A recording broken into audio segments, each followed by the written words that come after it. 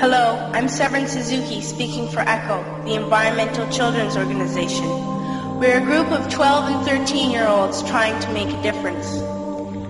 Vanessa Suddy, Morgan Geisler, Michelle Quigg, and me.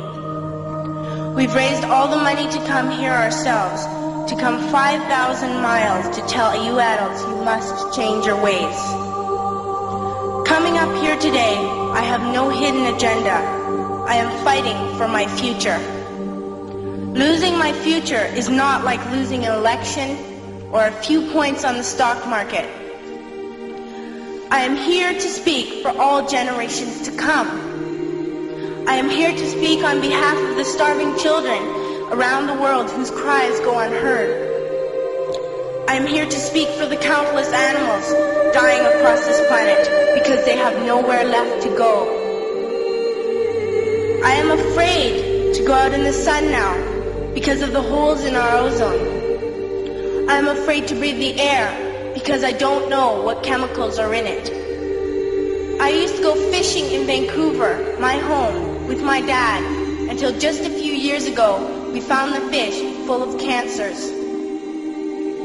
And now we hear of animals and plants going extinct, every day vanishing forever. In my life, I have dreamt of seeing the great herds of wild animals, jungles and rainforests full of birds and butterflies. But now I wonder if they will even exist for my children to see. Did you have to worry of these things when you were my age? All this is happening before our eyes, and yet we act as if we have all the time we want and all the solutions. I'm only a child and I don't have all the solutions. But I want you to realize neither do you. You don't know how to fix the holes in our ozone layer. You don't know how to bring the salmon back up a dead stream. You don't know how to bring back an animal now extinct. And you can't bring back the forest that once grew where there is now a desert.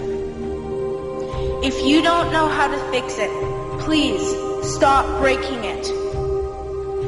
Here, you may be delegates of your government, business people, organizers, reporters, or politicians, but really, your mothers and fathers, sisters and brothers, aunts and uncles, and all of you are someone's child. I'm only a child, yet I know we are all part of a family, 5 billion strong, in fact, 30 million species strong. And borders and governments will never change that. I'm only a child, yet I know we are all in this together and should act as one single world towards one single goal. In my anger, I am not blind, and in my fear, I am not afraid of telling the world how I feel. In my country, we make so much waste. We buy and throw away, and yet northern countries will not share with the needy. Even when we have more than enough, we are afraid to share. We are afraid to let go of some of our wealth.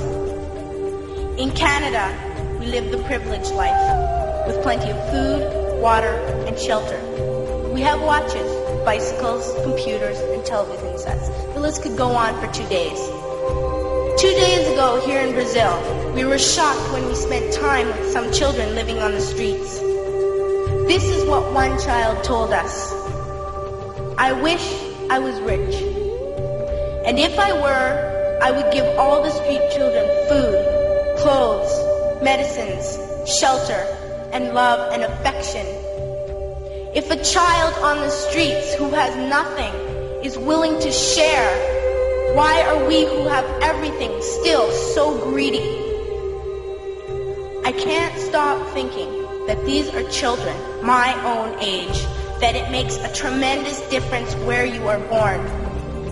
That I could be one of those children living in the favelas of Rio. I could be a child starving in Somalia, or a victim of war in the Middle East, or a beggar in India. I am only a child, yet I know if all the money spent on war was spent on finding environmental answers, ending poverty, and finding treaties, what a wonderful place this earth would be. At school, even in kindergarten, you teach us how to behave in the world.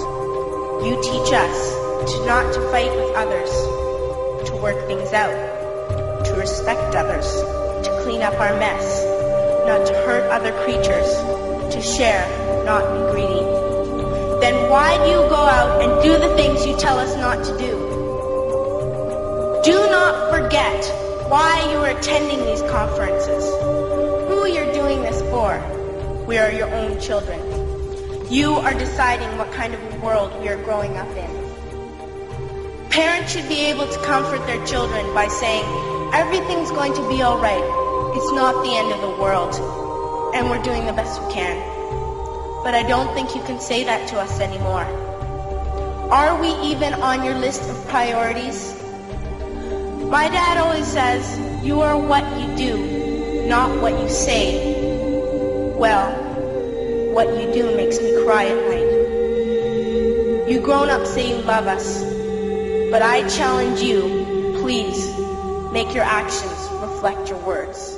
Thank you.